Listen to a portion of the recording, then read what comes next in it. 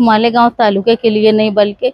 महाराष्ट्र और पूरे हिंदुस्तान के लिए एक अफसोस का वाकया था। एक मासूम बच्ची जिसकी अभी बहुत अच्छी तरह चलना भी नहीं सीख पाई, उसके साथ सेक्सुअल अब्यूज़ होना और इतनी बेदर्दी से मारा जाना, ये इंतहाई शर्म की बात है पूरे इस समाज के लिए। दूसरा ये है कि मैं जो महसूस कर रही हूँ कि जो एक नारेबाजी होती है कि फ़ला ज़ात खतरे में है, फ़ला ज़ात खतरे में, कौन सी ज़ात खतरे में है ये बोलना तो मुश्किल है, लेकिन ये बात समझ में आ गई है कि औरत ज़ात खतरे में है हिंदुस्तान में। आप देखेंगे चाहे वो महाराष्ट्र से लेके उत्तर प्रदेश तक या हिंदुस्तान के किसी भी कोने में औरतें महफूज नहीं हैं। जहाँ हुकूमत दिल्ली से लेके गली तक एक मजबूत पार्टी का राज है, उसके बावजूद भी औरतों की हिफाजत में, चाहे वो पढ़ी लिखी हो, चाहे गरीब हो, चाहे जाहिल हो, कबायली इलाके की औरतें और अपर क्लास तक सब जो है वो अपने आप को गैर महफूज महसूस कर रहे हैं। इतना दर्दनाक वाक़या होना ये rarest of the rare case है। यकीनन इस पे सख्त से सख्त सज़ा होनी चाहिए। आज आप देखेंगे कि चंद साल पहले, 1.5-2 साल पहले मोहम्मद कैफ का एक वाक़या हुआ, जिसके बाद आज भी फास्ट ट्रैक की बात बोली जा रही है, लेकिन अभी तक उसका कोई फ़ैसला नहीं हुआ। पहले तो वकीलों ने इस बात को कहा कि कोई भी मोहम्मद कैफ के कातिल का केस नहीं लेगा, लेकिन हमारे लिए दुख की बात है कि शहर के एक मशहूर वकील ने उसका केस लिया और वो उनको ज़मानत दिलाने की कोशिश कर रहे हैं। तो ऐसे फ़ैसला जब नहीं आता है और वकीलों के बीच में फूट हो जाती है, तो फ़िरका परस्तों को या जुल्म करने वाले लोगों को, गुनहगारों को हौसला मिलता है कि हमारे बचाव के लिए भी लोग खड़े। तो जिस तरह मोहम्मद कैफ के मामले में अभी तक फ़ैसला अटका हुआ है, उस वक्त भी इत्मीनान दिलाया गया था हुकूमत के ज़रिए, शासन और प्रशासन के ज़रिए कि फ़ौरन फ़ैसला होने की हम कोशिश करेंगे, लेकिन 1.5 साल होने के बाद भी आज तक वो फ़ैसला नहीं हो पाया। और ये डिले होने से, फ़ैसला डिले होने से गुनहगारों के जो है वो हिम्मत खुलती है। और मैं जो महसूस करती हूँ, जो सियासी लोग अपनी दुकान चलाने के लिए धार्मिक लड़ाई लगाते हैं, पुलिस इस लड़ाई को बुझाने में ही, लॉ एंड ऑर्डर मेंटेन करने में ही मशगूल रहती है। ये मशगूल जब सिर्फ धर्म की लड़ाई में रहती है तो वहाँ गुनहगार को रास्ता मिल जाता है बड़े बड़े गुनाह करने का। तो ज़रूरी ये है कि फ़ास्ट ट्रैक से इसका फ़ैसला हो कोर्ट से, और जल्दी हो, और इतना सख्त इस पर फैसला करे कोर्ट, ताकि आइंदा करने वाले लोगों पर या जिनके दिमाग इस तरह के बने हुए नफ्सियाती मरीज़ हैं, उनके ऊपर कहीं ना कहीं बड़ा डर पैदा हो कि हमारे जुल्म का फ़ौरन हमको सज़ा मिल जाती है। मालेगांव शहर के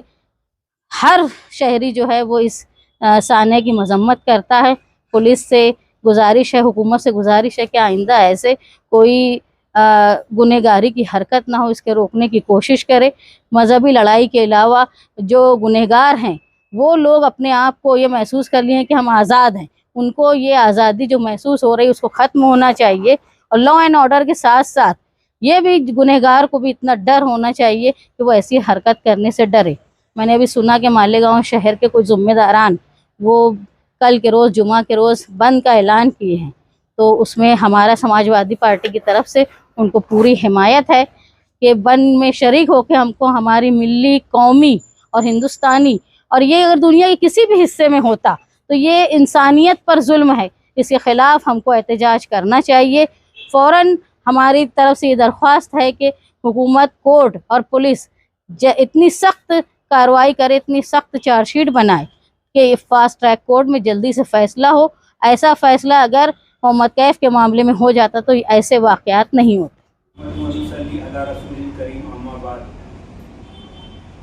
मोहतरम शहरियान इकराम, इस वक्त हम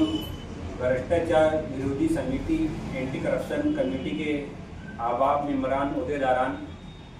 यहाँ पर जमा है। हमारे जिला नासिक शहर अध्यक्ष एंटी करप्शन अरबाज भाई की शॉप पर अभी यहाँ पर एक मीटिंग मुनक्किद की गई। ये मीटिंग कल अब लुभा गया है और इसका मकसद ये था, जो गुज़िश्ता दिनों 16 नवंबर 2025 मालेगांव तालुका का एक देहात डोंगराले में जो हादसा पेश आया, उसको बताने की ज़रूरत नहीं है, वो सोशल मीडिया पे बहुत कसरत से वायरल है। उस बच्ची के साथ जो दर्दनाक हादसा पेश आया, तो इसमें वो बच्ची के साथ जो हुआ वो भी चाहे मुस्लिम हो, चाहे वो हिंदू हो, सिख हो, ईसाई हो, इससे कोई धर्म का लेना देना नहीं है, बल्कि यहाँ पे इंसानियत एक नंबर पे। बच्ची को जो तकलीफ हुई, उसको जो अजियत पहुंची, ये किसी भी जो इंसान शरफुल नफ्स है, जो इंसान के अंदर इंसानियत बाकी है,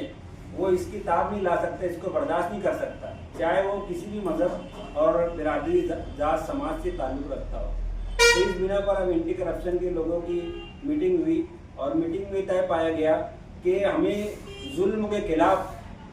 चाहे वो किसी के भी साथ हो, जुल्म के खिलाफ अपनी आवाज़ हमें बुलंद करना है। डॉक्टर बाबा भीमराव अंबेडकर साहब ने जो हमें संविधान दिया है, उसके मुताबिक कानून के दायरे में रहकर हमें मजलूमीन को इंसाफ दिलाना है और हर कानूनी जो हरबा होता है वो हमें इस्तेमाल करना है। तो इस ताल्लुक से हमारी मीटिंग हुई, जिसके अंदर हमारे हाफिज अब्दुल वहाब थे, अरबाज भाई थे,